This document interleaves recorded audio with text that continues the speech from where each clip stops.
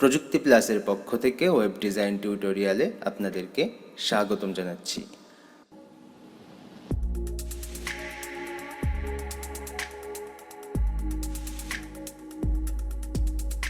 গত পর্বে আমরা ওয়েব ডিজাইন কি সেই সম্পর্কে ভিডিও দেখেছিলাম।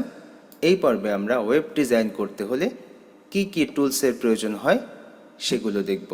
আমি আমার এই কোর্সে যে টুলসগুলো রেখেছি চলুন সেগুলো একটু দেখে আসি। টুলসের ভিতরে সর্বপ্রথম রয়েছে কোড এডিটর।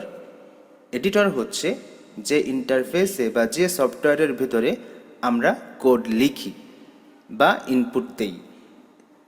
এই কোড এডিটরের ভিতরে সবথেকে উল্লেখযোগ্য notepad plus plus, visual studio code, Sublime text 3, atom, আরও অনেক ব্রাউজার রয়েছে।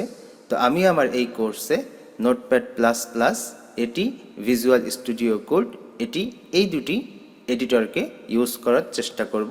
ভিজুয়াল স্টুডিও কোড খুবই সুন্দর, আমরা একটু অ্যাডভান্স লেভেলে গিয়ে ভিজুয়াল স্টুডিও কোড ইউজ করব। আপনারা প্রথম থেকেও ভিজুয়াল স্টুডিও কোড ইউজ করতে পারেন, তবে বিগিনারদের জন্য আমার রিকমেন্ড হচ্ছে নোটপ্যাড প্লাস প্লাস ইউজ করার জন্য।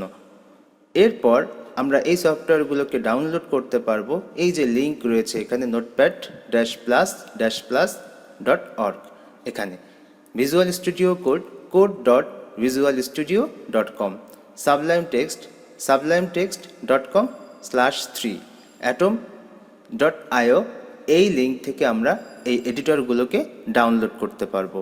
এরপরে আমরা দেখতে পাচ্ছি ইন্টারনেট ব্রাউজার হচ্ছে আমরা যেখান থেকে আউটপুট দেখতে পাই।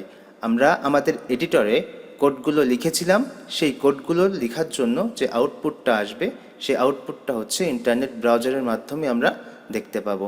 তো ব্রাউজারগুলোর ভিতরে Google Chrome, Firefox, Opera mini, Microsoft Edge, এইগুলো সাধারণত আমরা দেখি আমাদের পরিচিত।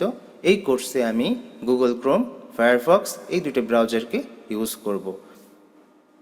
আজকের পর্ব এই পর্যন্তই।